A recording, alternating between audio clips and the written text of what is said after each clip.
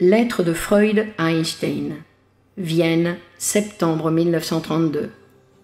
Cher monsieur Einstein, lorsque j'appris que vous aviez l'intention de m'inviter à un échange d'idées sur un thème auquel vous portez intérêt et qui vous semble digne aussi de l'intérêt des autres, j'acquiescerai avec empressement. Je m'attendais à ce que vous choisissiez un problème à la frontière de ce qui est aujourd'hui connaissable, auquel chacun de nous, le physicien comme le psychologue, pourrait se frayer son accès particulier, si bien que, partant de côtés distincts, ils se rencontreraient sur le même terrain.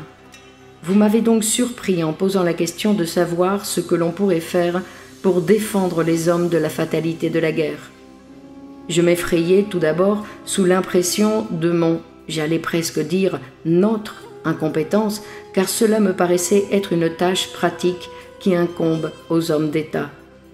Mais je compris alors que vous aviez soulevé la question non pas en explorateur de la nature et en physicien, mais en ami des hommes, qui avait suivi les initiations de la Société des Nations, tout comme l'explorateur polaire Fridtjof Nansen avait pris sur lui de porter secours aux affamés et aux victimes apatrides de la guerre mondiale.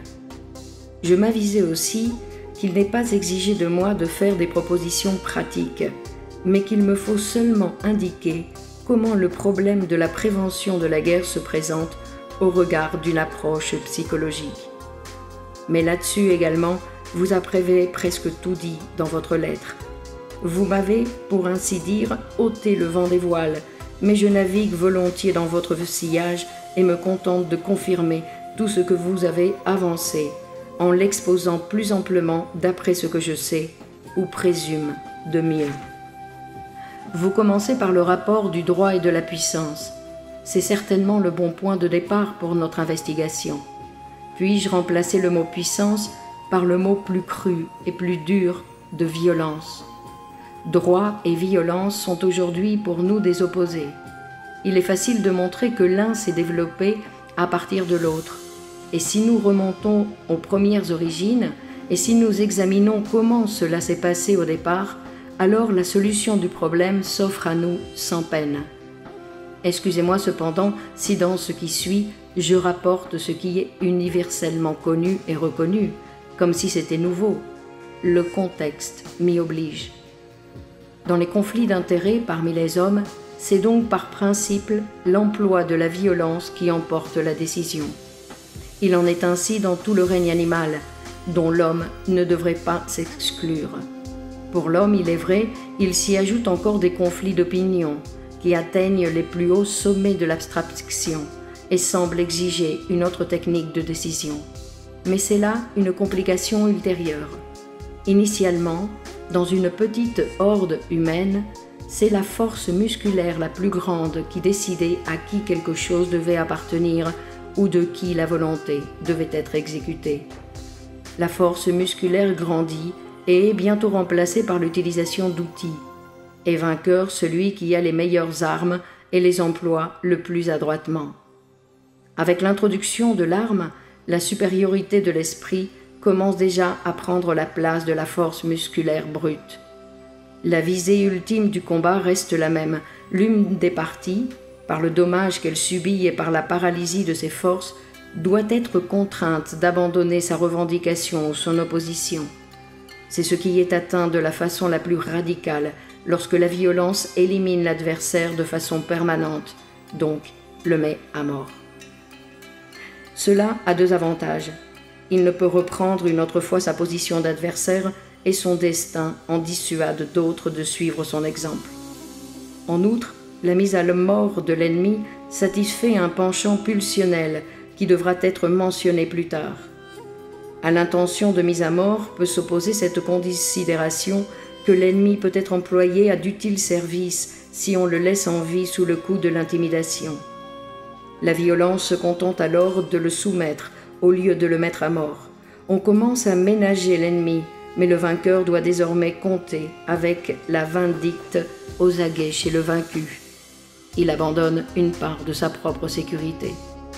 C'est donc là l'état originel, le règne de la puissance la plus grande, de la violence brute ou appuyée sur l'intellect. Nous savons que ce régime a été modifié au cours de l'évolution. Un chemin a conduit de la violence au droit. Mais lequel? Un seul et unique, selon moi. Il passa par le fait que la réunion de plusieurs êtres faibles pouvait rivaliser avec la plus grande force d'un seul. L'union fait la force. La violence est brisée par l'union. La puissance de ceux qui se sont unis constitue désormais le droit, par opposition à la violence de l'individu. Nous voyons que le droit est la puissance d'une communauté. C'est encore et toujours de la violence, prête à se tourner contre tout individu qui s'oppose à elle. Elle travaille avec les mêmes moyens, elle poursuit les mêmes fins. La seule différence tient effectivement à ce que ce n'est plus la violence d'un individu qui s'impose, mais celle de la communauté. Mais afin que s'effectue ce passage de la violence au nouveau droit, une condition psychologique doit être remplie. Il faut que l'union de ceux qui sont plusieurs soit stable et permanente. Si elle s'instaurait à seule fin de combattre celui qui est surpuissant et se désagrégerait après qu'il a été terrassé, rien ne serait obtenu. Le premier à se tenir pour plus fort aspirerait de nouveau au règne de la violence et le jeu se répéterait sans fin.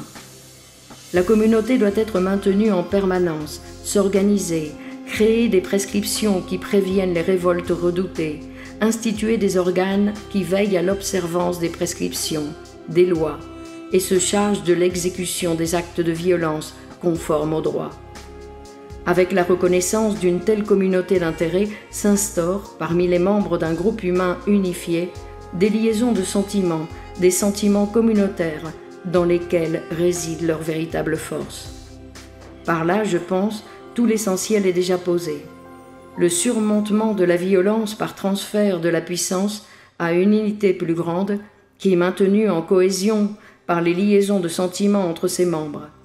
Tout le reste n'est que développement et répétition. L'état des choses est simple, aussi longtemps que la communauté est constituée seulement d'un certain nombre d'individus de force égale. Les lois de cette réunion déterminent alors à quelle mesure de liberté personnelle, dans l'emploi de sa force comme violence, l'individu doit renoncer pour permettre une vie en commun dans la sécurité. Mais un tel état de repos n'est pensable qu'en théorie. En réalité, la situation se complique du fait que la communauté englobe dès le début des éléments de puissance inégale, des hommes et des femmes, des parents et des enfants, et bientôt, par suite de la guerre et de la soumission, des vainqueurs et des vaincus qui se transforment en maîtres et en esclaves. Le droit de la communauté devient alors l'expression des rapports de puissance inégaux en son sein. Les lois seront faites par et pour les dominants et concéderont peu de droits aux soumis. Dès lors, il y a, en matière de droit, deux sources de désordre, mais aussi de progression. Premièrement, les tentatives individuelles chez les maîtres pour s'élever au-dessus des restrictions valables pour tous, donc pour revenir du règne du droit au règne de la violence. Deuxièmement, les efforts constants des opprimés pour se procurer plus de puissance et pour voir ces modifications reconnues dans la loi, donc à l'inverse, pour opérer une avancée d'un droit inégal vers un droit égal pour tous. Ce dernier courant deviendra particulièrement significatif si, à l'intérieur de l'ensemble communautaire, se produisent effectivement des déplacements dans les rapports de puissance, comme cela peut arriver par suite de facteurs historiques variés. Le droit peut alors s'adapter peu à peu aux nouveaux rapports de puissance, ou bien, ce qui arrive plus fréquemment, la classe dominante n'est pas disposée à tenir compte de cette modification. On en vient à la révolte, à la guerre civile, donc à la suppression temporaire du droit et à de nouvelles et violentes épreuves de force, à l'issue desquelles un nouvel ordre juridique est institué. Il y a encore une autre source de modification du droit qui ne se manifeste que de manière pacifique. C'est la transformation culturelle des membres de l'ensemble communautaire, mais elle appartient à un contexte qui ne pourra être envisagé que plus tard. Nous voyons donc que même à l'intérieur d'un ensemble communautaire, la liquidation des conflits d'intérêts par la violence n'a pas été évitée. Mais les nécessités et les points communs qui découlent de la vie en commun sur le même sol sont propices à une terminaison rapide de tels combats, et dans ces conditions, la probabilité de solution pacifique ne cesse d'augmenter. Un regard sur l'histoire de l'humanité nous montre cependant une série ininterrompue de conflits entre un ensemble communautaire et un ou plusieurs autres, entre des unités plus grandes ou plus petites, cités, contrées, tribus, peuples, empires, conflits où c'est l'épreuve de force de la guerre qui emporte presque toujours la décision. De telles guerres aboutissent soit au pillage, soit à la soumission et à la conquête totale de l'une des parties. On ne peut juger de façon uniforme les guerres de conquête. Nombre d'entre elles, comme celles des Mongols et des Turcs, n'ont amené que désastre. D'autres, au contraire, ont contribué à la mutation de la violence en droit, en instaurant des unités plus grandes à l'intérieur desquelles la possibilité d'employer la violence avait désormais cessé, et où un nouvel ordre juridique aplanissait les conflits.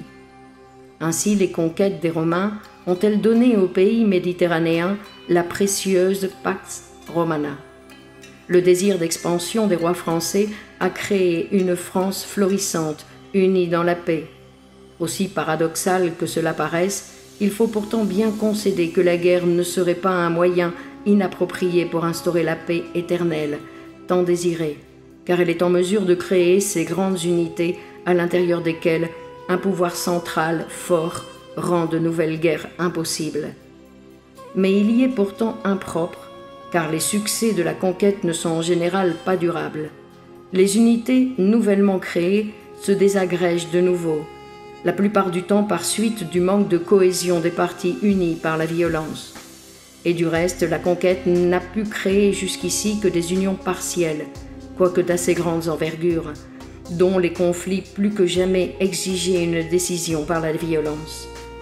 La seule conséquence de tous ces efforts guerriers fut que l'humanité échangea des petites guerres nombreuses et même incessantes contre de grandes guerres rares, mais d'autant plus dévastatrices.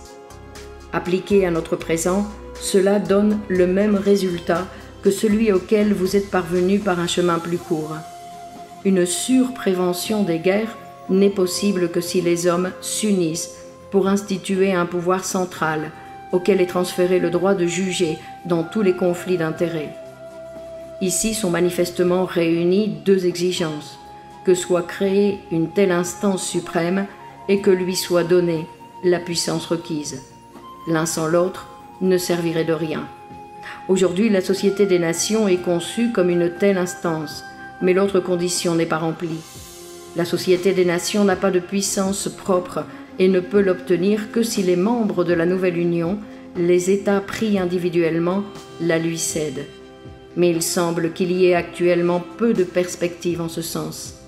Face à l'institution de la Société des Nations, on ferait toutefois preuve d'une totale incompréhension si l'on ne savait pas qu'il y a là une tentative qui, dans l'histoire de l'humanité, n'a pas été risquée souvent et ne l'a peut-être jamais été à cette échelle.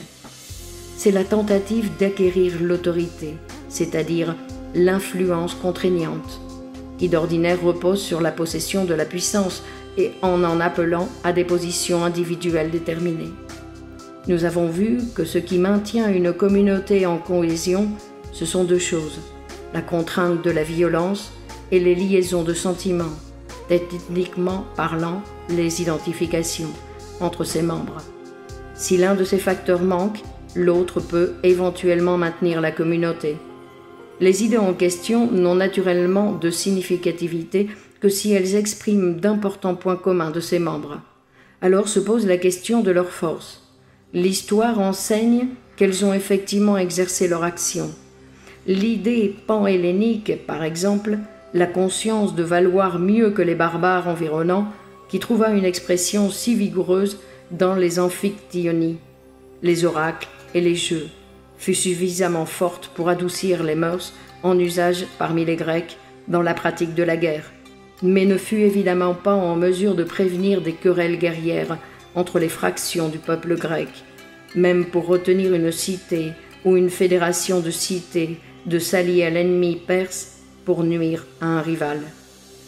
Le sentiment communautaire chrétien, qui fut pourtant suffisamment puissant, n'a pas davantage empêché à l'époque de la Renaissance les États chrétiens petits et grands de briguer l'aide du sultan dans leur guerre mutuelle. Même à notre époque, il n'y a aucune idée à laquelle on puisse prêter une telle autorité unificatrice. Que les idéaux nationaux qui aujourd'hui règnent sur les peuples poussent à une action contraire, voilà qui n'est que trop clair. Il y a des gens pour prédire que seule la pénétration généralisée du mode de pensée bolchevique pourra mettre fin aux guerres, mais nous sommes aujourd'hui, en tout cas, fort éloignés d'un tel but, et peut-être ne serait-il accessible qu'après d'effroyables guerres civiles. Ainsi donc, il semble que la tentative de remplacer ce qui est puissance réelle par la puissance des idées soit aujourd'hui encore condamnée à la faillite. C'est une erreur de calcul de ne pas considérer que ce qui est droit était à l'origine violence brute et qu'aujourd'hui encore, il ne peut se passer du soutien de la violence. Je peux maintenant en venir à la glose d'une autre de vos thèses. Vous vous étonnez qu'il soit si facile d'enthousiasmer les hommes pour la guerre, et vous présumez que quelque chose est à l'œuvre en eux, une pulsion à haïr et à anéantir, qui vient au-devant d'une telle frénésie. De nouveau, je ne puis que vous approuver sans restriction. Nous croyons à l'existence d'une telle pulsion, et nous nous sommes justement efforcés ces dernières années d'en étudier les manifestations. Puis-je, à cette occasion, vous exposer une partie de la doctrine des pulsions à laquelle nous sommes parvenus en psychanalyse après bien des tâtonnements et des fluctuations. Nous supposons que les pulsions de l'homme sont de deux espèces seulement, soit celles qui veulent conserver et réunir, nous les nommons érotiques, tout à fait dans le sens de l'éros, dans le banquet de Platon, ou sexuelles, par une extension consciente du concept populaire de sexualité, et d'autres qui veulent détruire et mettre à mort. Nous regroupons celles-ci en pulsions d'agression, pulsions de destruction. Vous le voyez, ce n'est à vrai dire que la transfiguration théorique de l'opposition universellement connue, aimer et haïr, qui entretient peut-être une relation originaire avec la polarité attraction et répulsion, polarité qui joue un rôle dans votre domaine. Cela étant, permettez-nous de ne pas aller trop vite dans l'évaluation du bien et du mal. L'une de ces pulsions est tout aussi indispensable que l'autre. De l'action conjuguée et antagoniste des deux procèdent les phénomènes de la vie. Or, il semble qu'une pulsion d'une seule espèce ne puisse, pour ainsi dire, jamais s'exercer isolément. Elle est toujours liée, comme nous disons, en un alliage, à un certain montant de l'autre partie, lequel modifie son but ou, dans certaines circonstances, lui permet seul de l'atteindre. C'est ainsi, par exemple, que la pulsion d'autoconservation est assurément de nature érotique, mais elle a précisément besoin de disposer de l'agression si elle veut imposer sa visée. De même, la pulsion d'amour dirigée sur des objets requiert un apport de la pulsion d'emprise, si toutefois elle peut s'approprier son objet. La difficulté à isoler les deux espèces de pulsions dans leur manifestation nous a bien longtemps empêchés de le reconnaître. Si vous voulez faire un bout de chemin avec moi, sachez que les actions humaines permettent de reconnaître encore une complication d'une autre sorte. Il est fort rare que l'action soit l'œuvre d'une motion pulsionnelle unique, laquelle, en soi, ne peut être déjà que composée d'éros et de destruction. En règle générale, plusieurs motifs comportant cette même architecture doivent se rencontrer pour rendre l'action possible. Un de vos collègues le savait déjà, un certain professeur Georges Christoph Lichtenberg, qui à l'époque de nos classiques enseignait la physique à Göttingen. Mais peut-être eut-il encore plus d'importance comme psychologue que comme physicien. Il inventa la rose des motifs en disant « Les mobiles pour lesquels on fait quelque chose pourraient être ordonnés comme les 32 vents et leurs noms formés d'une manière analogue, par exemple pain, pain, gloire ou gloire, gloire, pain. Quand donc les hommes sont invités à faire la guerre, bon nombre de motifs en eux peuvent y répondre favorablement, nobles et communs, ceux dont on parle à haute voix et d'autres que l'on passe sous silence. il n'a pas lieu ici de les exposer tous. Le plaisir pris à l'agression et à la destruction compte certainement parmi eux. D'innombrables cruautés relevant de l'histoire et du quotidien confirment leur existence et leur force. L'amalgame de ces tendances destructives avec d'autres, érotiques et idéales, facilite naturellement leur satisfaction. Nous avons parfois l'impression, quand nous entendons parler des atrocités de l'histoire, que les motifs idéals n'ont servi que de prétexte au désir destructif. D'autres fois, par exemple, avec les cruautés de la Sainte Inquisition, nous estimons que les motifs idéals se sont mis au premier plan dans la conscience, les motifs destructifs leur ayant apporté un renforcement inconscient. Les deux sont possibles. J'ai scrupule à abuser de votre intérêt, qui porte évidemment sur la prévention de la guerre, non pas sur nos théories. Et pourtant, je voudrais m'attarder encore un instant sur notre pulsion de destruction, dont la vogue ne va pas de pair avec la signification. Au prix de quelques spéculations, nous sommes en effet parvenus à concevoir que cette pulsion travaille à l'intérieur de tout être vivant, et a donc pour tendance de provoquer sa désagrégation, de ramener la vie à l'état de la matière non vivante. Elle mériterait en toute rigueur le nom de pulsion de mort, tandis que les pulsions érotiques représentent les aspirations à la vie. La pulsion de mort devient pulsion de destruction en étant retournée avec l'aide d'organes particuliers vers l'extérieur, sur les objets. L'être vivant préserve pour ainsi dire sa propre vie en détruisant une vie étrangère. Une part de la pulsion de mort demeure toutefois active à l'intérieur de l'être vivant, et nous avons tenté de faire dériver un grand nombre de phénomènes normaux et pathologiques de cette intériorisation de la pulsion de destruction. Nous avons même commis l'hérésie d'expliquer l'apparition de notre conscience morale par un tel retournement de l'agression vers l'intérieur. Comme vous le remarquez, il n'est pas si dénué d'inconvénients que ce processus s'effectue à une trop grande échelle.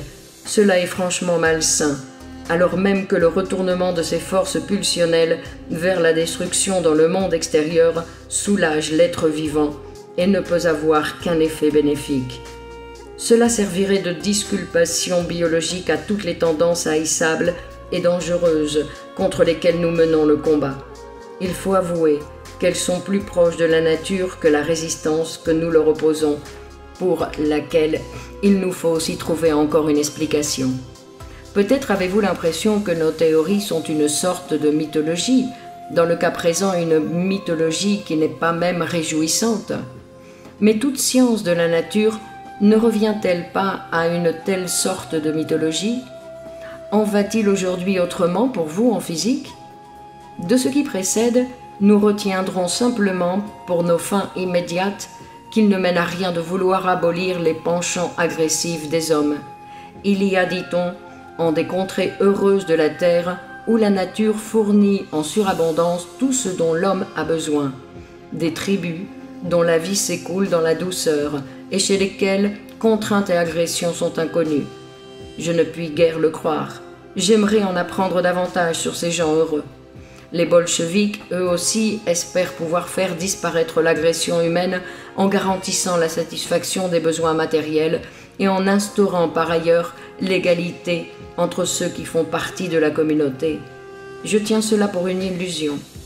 Pour l'instant, ils se sont armés avec le plus grand soin, et pour maintenir la cohésion de leurs adeptes, ils ne recourent à rien de moins qu'à la haine envers tous ceux de l'extérieur. Du reste, il ne s'agit pas, comme vous-même le remarquez, d'éliminer totalement le penchant à l'agression chez l'homme. On peut tenter de le dévier suffisamment pour qu'il n'ait pas à trouver son expression dans la guerre. À partir de notre mythologique doctrine des pulsions, nous trouvons aisément une formule indiquant les voies indirectes pour combattre la guerre. Si la complaisance à la guerre est une émanation de la pulsion de destruction, on est tenté d'invoquer contre elle l'antagoniste de cette pulsion, l'éros. Tout ce qui instaure des liaisons de sentiments parmi les hommes ne peut qu'agir contre la guerre. Ces liaisons peuvent être de deux espèces. Premièrement, des relations comme celles avec un objet d'amour, quoique sans but sexuel. La psychanalyse n'a pas à avoir honte lorsqu'elle parle ici d'amour, car la religion dit la même chose. Aime ton prochain comme toi-même. Voilà qui est facile à exiger, mais difficile à accomplir. L'autre espèce de liaison de sentiments est la liaison par identification. Tout ce qui instaure parmi les hommes des intérêts communs significatifs suscite de tels sentiments communautaires, des identifications. Sur eux repose pour une bonne part l'édifice de la société humaine. Dans votre dénonciation des abus de l'autorité, je trouve une seconde invite à combattre indirectement le penchant à la guerre. Une part de l'inégalité des hommes, innée et impossible à éliminer, consiste en ce qu'ils se divisent en meneurs et en sujets dépendants. Ces derniers constituent l'énorme majorité. Ils ont besoin d'une autorité qui prend pour eux des décisions auxquelles ils se soumettent la plupart du temps sans condition. Partant de là, il faudrait consacrer davantage de soins qu'on ne l'a fait jusqu'ici pour éduquer une couche supérieure d'hommes pensant de façon autonome, inaccessible à l'intimidation et luttant pour la vérité, auquel reviendrait la direction des masses non autonomes. Que les empiètements des pouvoirs étatiques et l'interdit de penser venant de l'Église ne soient pas favorables à ce qu'on élève ainsi des hommes n'a nul besoin de démonstration. L'état idéal serait naturellement une communauté d'hommes ayant soumis leur vie pulsionnelle à la dictature de la raison. Rien d'autre ne saurait susciter une union des hommes si parfaite et si résistante, même au risque d'un renoncement aux liaisons de sentiments entre eux. Mais il est plus que vraisemblable que c'est là une espérance utopique. Les autres voies propres à empêcher indirectement la guerre sont certainement plus praticables, mais elles ne promettent pas un rapide succès. On pense, non sans répugnance, à des moulins qui moulent si lentement qu'on pourrait mourir de faim avant d'obtenir la farine. Vous voyez qu'il n'y a pas grand bénéfice à consulter à propos de tâches pratiques pressantes le théoricien étranger au monde. Il vaut mieux s'efforcer, dans chaque cas isolé, de faire face au danger avec les moyens qu'on a justement sous la main. Mais je voudrais encore traiter une question que vous ne soulevez pas dans votre lettre et qui m'intéresse particulièrement. Pourquoi nous indignons-nous tant contre la guerre, vous et moi, et tant d'autres? Pourquoi ne l'acceptons-nous pas comme telle autre des nombreuses et cruelles nécessités de la vie? Elle semble pourtant conforme à la nature, biologiquement bien fondée, pratiquement à peine évitable. Ne soyez pas épouvantés de me voir poser cette question. Pour mener à bien une investigation, on peut peut-être prendre le masque d'une supériorité dont on ne dispose pas en réalité. La réponse sera parce que tout homme a un droit sur sa propre vie, parce que la guerre anéantit des vies humaines pleines d'espérance, qu'elle met l'individu humain dans des situations qui l'avilissent, qu'elle le contraint à commettre le meurtre sur d'autres, ce qu'il ne veut pas, qu'elle détruit de précieuses valeurs matérielles, résultat du travail des hommes et autre chose encore. C'est aussi que, dans sa configuration présente, la guerre ne donne plus l'occasion de réaliser le vieil idéal héroïque et qu'une guerre future, par suite du perfectionnement des moyens de destruction, signifierait l'extermination de l'un ou peut-être des deux adversaires. Tout cela est vrai et semble tellement incontestable qu'on s'étonne seulement que la pratique de la guerre n'ait pas encore été rejetée par un accord général entre les hommes. On peut certes discuter tel ou tel de ces points. La question est de savoir si la communauté ne doit pas avoir également un droit sur la vie de l'individu. On ne peut pas condamner toutes les espèces de guerre au même degré. Tant qu'il y a des empires et des nations qui sont prêts, sans aucun égard, à en anéantir d'autres, ces autres doivent être armés pour la guerre. Mais passons rapidement sur tout cela. Ce n'est pas la discussion à laquelle vous m'avez invité. J'ai quelque chose d'autre en vue. Je crois que la raison majeure pour laquelle nous nous indignons contre la guerre est que nous ne pouvons pas faire autrement. Nous sommes des pacifistes, parce que pour des raisons organiques, nous ne pouvons pas ne pas l'être. Elle nous est alors facile de justifier par des arguments notre position. Cela ne se comprend certes pas sans explication. Voici ce que je veux dire. Depuis des temps immémoriaux, le procès de développement culturel se déploie à l'échelle de l'humanité. Je sais que d'autres préfèrent l'appeler civilisation. C'est à ce procès que nous devons le meilleur de ce que nous sommes devenus et une bonne partie de ce dont nous souffrons. Ces facteurs occasionnants et ses débuts sont obscurs, son issue incertaine, quelques-uns de ses caractères faciles à discerner. Peut-être mène-t-il à l'extinction de l'espèce humaine, car il est préjudiciable à la fonction sexuelle de plus d'une façon. Et aujourd'hui déjà les races sont cultivées et les couches attardées de la population se multiplient davantage que celles hautement cultivées. Peut-être ce procès est-il comparable à la domestication de certaines espèces animales. Il entraîne indubitablement des modifications corporelles. On ne s'est pas encore familiarisé avec la représentation que le développement culturel est un tel procès organique. Les modifications psychiques allant de pair avec le procès culturel sont frappantes et sans équivoque.